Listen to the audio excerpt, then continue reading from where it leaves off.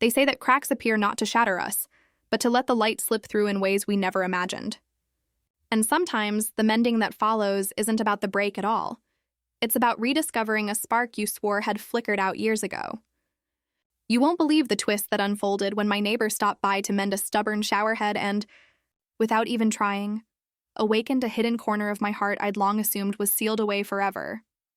Tell me, from which quiet corner of the world are you tuning in? Let's see how this tale ripples out, drop by unexpected drop, until it lands right where it's meant to.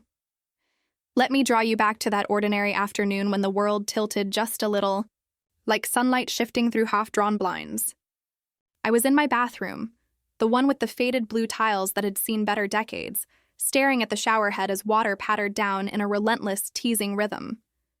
Plink, plink, plink, each drop a tiny rebellion against the silence that had settled over my days. The air hung heavy with the scent of eucalyptus soap and the faint, earthy tang of old pipes.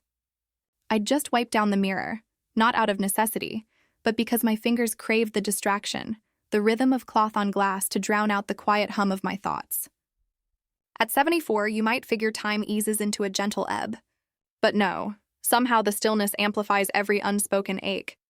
That leak had been whispering complaints for weeks, a minor annoyance I'd grown oddly fond of, like an old radio static that lulled you to sleep.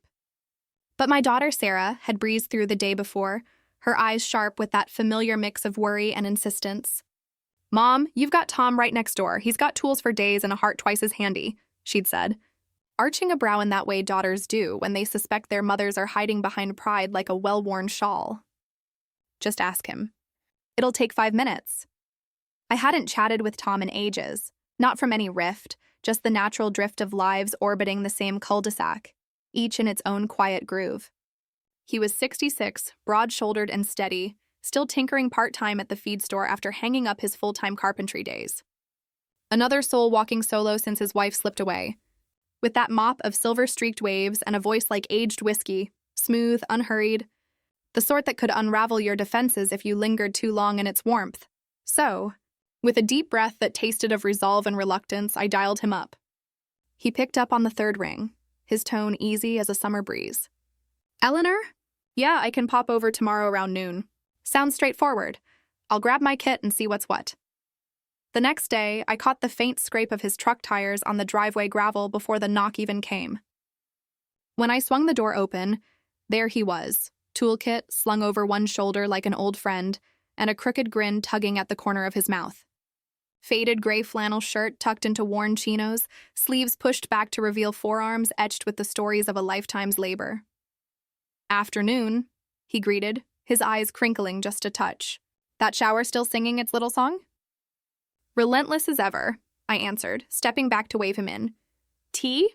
It's herbal, nothing fancy, but I've got a minute if you do." He chuckled low, setting his bag down with a soft thud. "Herbal's my speed these days. Life's in no rush, right?" That was Tom through and through, words that stretched time out like taffy, reminding you there was no fire to put out, just moments to savor. He ducked into the bathroom, easing onto the floor with the grace of someone who'd wrestled fixtures 1,000 times before. I hovered in the doorway nursing my mug, the steam curling up like secrets between us. He hummed faintly under his breath, an old tune I couldn't quite place, as he twisted and tapped, his boots scuffing lightly against the linoleum. Conversation flowed easy, surface level at first. The wildflowers blooming late this year along the fence line, that quirky bird feeder at the park drawing in more squirrels than finches, how the corner bakery swapped their rye for something too sweet.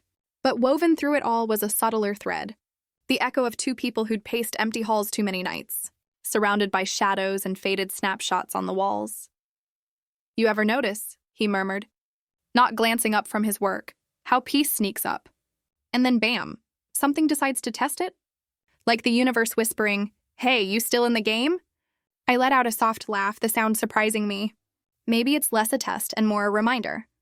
Keeps the dust from settling too thick on our souls. He paused, wrench still in hand, and met my gaze for a beat that hummed with unspoken layers. Could be. Or hell, maybe it's just proof we're wired to keep turning the wheel.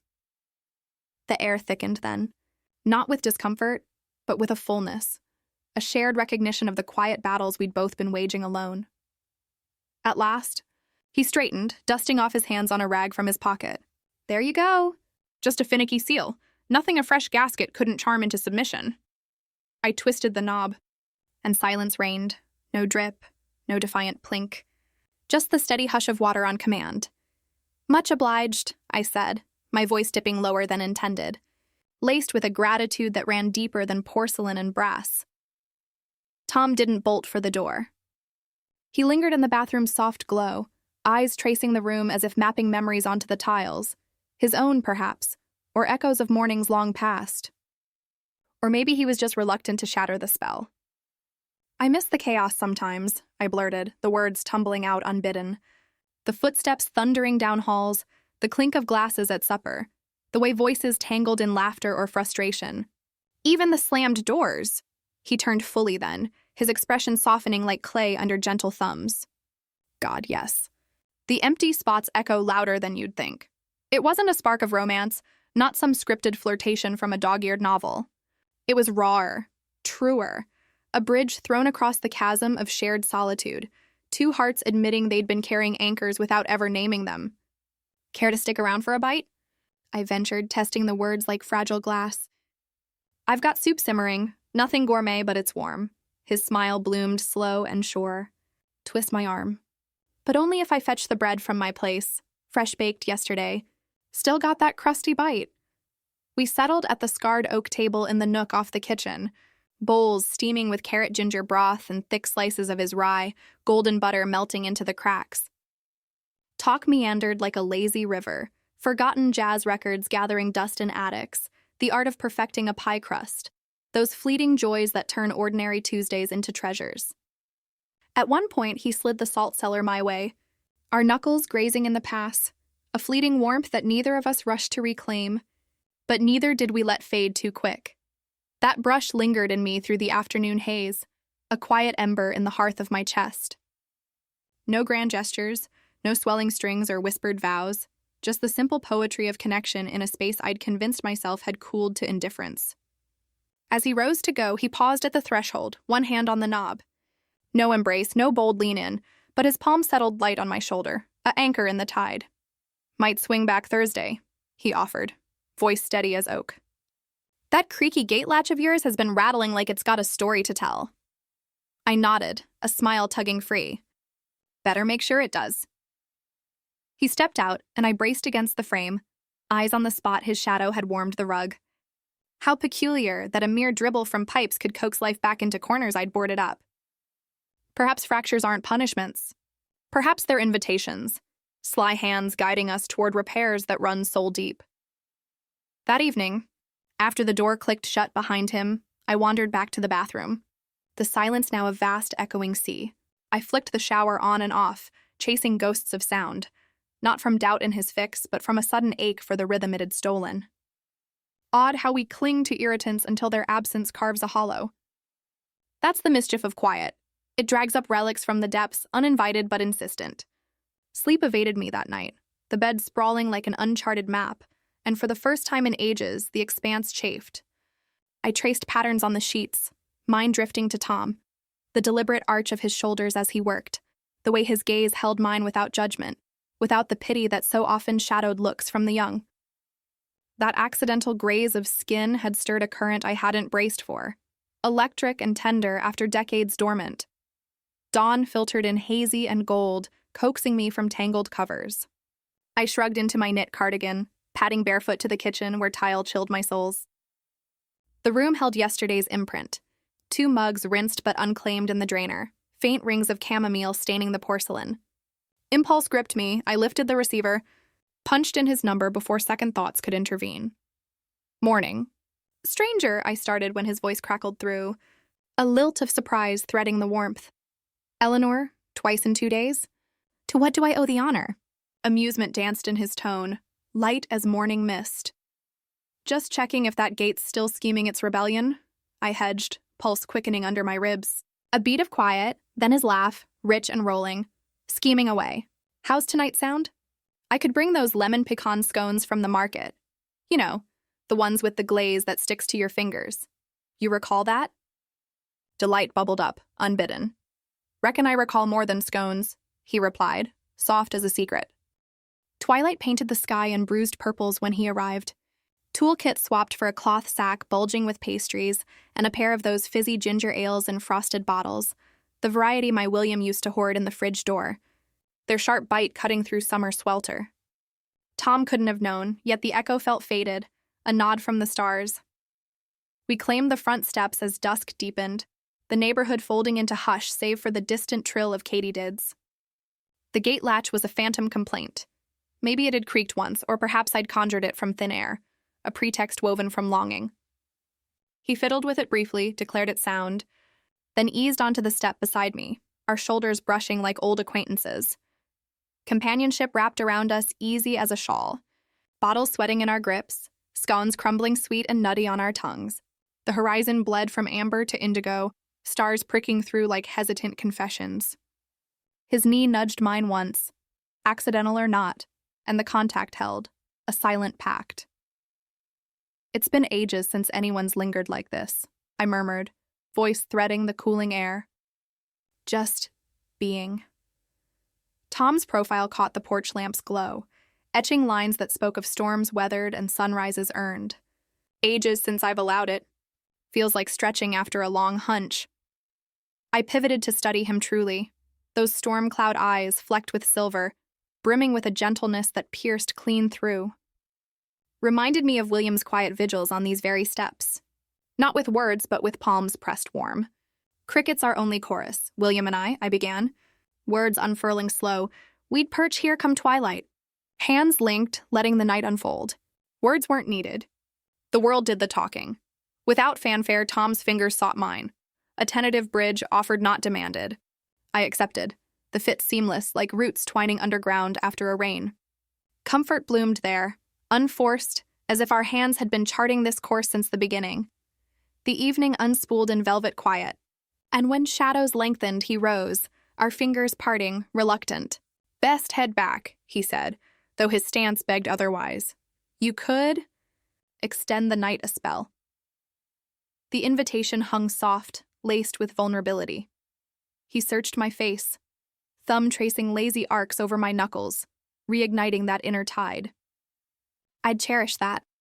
We slipped inside, the house exhaling around us like a long-held breath. No frantic chatter to plug the gaps. Silence suited us fine. In the living room, with its threadbare armchairs and shelves bowed under books, I kindled a taper on the mantel, vanilla and clove blooming in the wick's glow, softening edges into invitation. He claimed the settee, and I joined him, nearer than propriety might dictate, our thighs aligning in quiet accord. "I'm adrift in this," I confessed, breath scarce above the flame's whisper. "Uncharted waters." "Same drift here," he echoed, inclining just enough for his warmth to bridge the inches. "But it sails true. No storms on this horizon." "No," I agreed, throat tight with the rightness of it. He drew me in then, arms a cradle of flannel and strength, my cheek nestling to the steady drum beneath his shirt. Solid, unyielding, a harbor after tempests unnamed. Tears pricked, not from sorrow but from the thaw, a resurrection of joy I'd interred with my old life's final pages. Tom lingered through the night, not invading chambers but bunking on the settee with a wool throw that carried hints of pine from his laundry. He quipped it smelled of chamomile and forgotten letters. I countered it evoked hearthsides and hearth songs. Before parting for dreams, I bent and pressed lips to his brow, salt and skin. "You've mended beyond brass and rubber," I murmured, his gaze locked true. "And you've opened the door wide enough for me to try." I retreated to my room, chest aglow not from hearth or quilt, but from the rare fire of being beheld, raw, radiant, riddled with grace. Slumber claimed me to the distant cadence of his breath, a lullaby from the next room, and I curved into my pillow with a grin that felt like dawn breaking early. Perhaps, after all, we'd forged something enduring, not with solder or screw, but with glances that lingered, gestures that whispered, and the brave act of showing up. Sunup stole in gentle the following morn, gilding the walls in honeyed hush. I uncurled languid in the sheets, disoriented by the house's subtle pulse, not empty, but inhabited. A clatter from the kitchen tugged memory loose. Tom. Smoothing my hair with absent fingers, I shrugged into a robe the color of morning fog and drifted toward the sounds. There he stood at the range, sleeves hitched, bare feet planted firm on the rag rug, flipping flapjacks with a spatula's flourish. 2 mugs steamed on the counter, dark brew swirling aromatic promise. The sight hit like a soft wave, domesticity distilled, plucked from reveries I'd ceased entertaining. Didn't mean to rouse the household, he tossed over his shoulder, grin flashing. Figured you'd fancy them fluffy with a dash of vanilla? My pulse skipped, light as a girl's. No obligation, you know. He plated a stack, drizzling syrup in lazy rivers. Obligations got nothing on want. We claimed chairs at the table, forks chiming soft against china, knees grazing under the cloth in fleeting morse. The meal passed in companionable quiet, broken only by the crunch of bacon or a shared hum of approval. When plates cleared, he shouldered past my protest to scour them, suds bubbling merry under the tap. Faucet silenced, he propped against the edge, eyes tracing my face like a cartographer's line. This place. It fits, Eleanor. You fit. And you here. It breathes easier, I returned, truth plain as the steam rising between us. That afternoon unfolded on the back patio, where wisteria draped the arbor like forgotten lace. I'd slipped into a linen shift, sage green with pearl fasteners, a relic from sunnier eras, dusted off not for show but for the whisper of fabric against skin that said, "Today, I feel alive." Tom caught sight and paused, expression unadorned.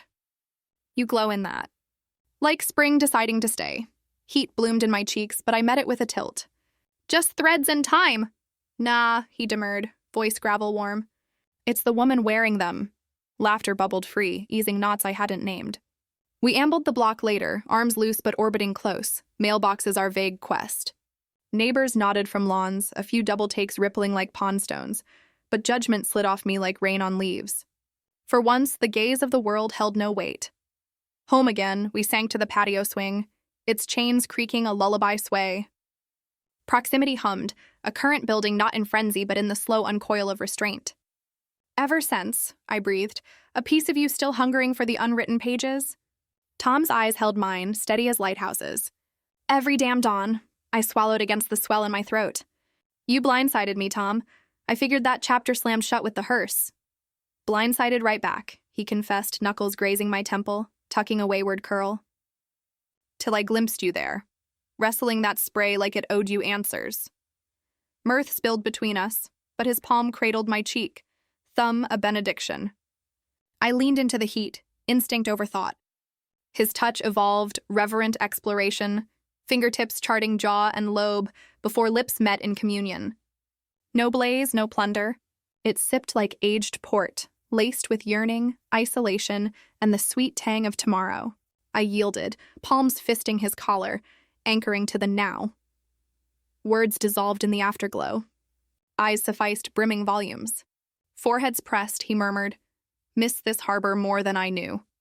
And I, its safe shore, I whispered back. Dusk deepened without fanfare or labels. We stirred a pot of stew in tandem, elbows jostling playful, chuckles chasing the sizzle of onions in oil. Feigned clumsiness begat spilled pepper, wiped away with shared cloths and shared glances, youth's echo without youth's haste. Post-supper, the settee beckoned anew. I tucked against him, his arm a sheltering arc, as we let a grainy western flicker on the set. Title lost to time, but the lonesome trails mirroring our own. In the screen's pulse, his silhouette sharpened, not a revival of vigor past, but an honoring of the present, scars as signposts, solitude as soil for this bloom. Recognition, pure and piercing. 2 wanderers, maps creased from solitary miles converging at last. As clocks chimed late, he cupped my palms at the threshold. Tomorrow? Not plea, but promise. Tomorrow, I echoed, for endings felt foreign now, beginnings a language relearned. The subsequent dawn dawned buoyant, rousing me before birdsong crested. No rote worries intruded, no aches forecasted, no lists unfurled. Just Tom, the press of his clasp, the melt in his stare, that kiss a hinge swinging wide on oiled ease. In the kitchen, melody escaped me unbidden, a snippet of some swing-era refrain, as grounds bloomed in the press. Contentment's song, rusty but reviving. Midday brought Tom, bearing a fistful of meadow blooms, daisies, and Queen Anne's lace, bound haphazard with baling twine, roadside rescues more vivid than hothouse finery.